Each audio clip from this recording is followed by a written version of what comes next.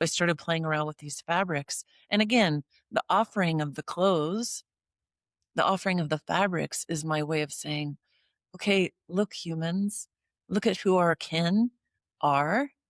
And is this a way that when we put them on our bodies and feel them, is there a way we can feel that connection?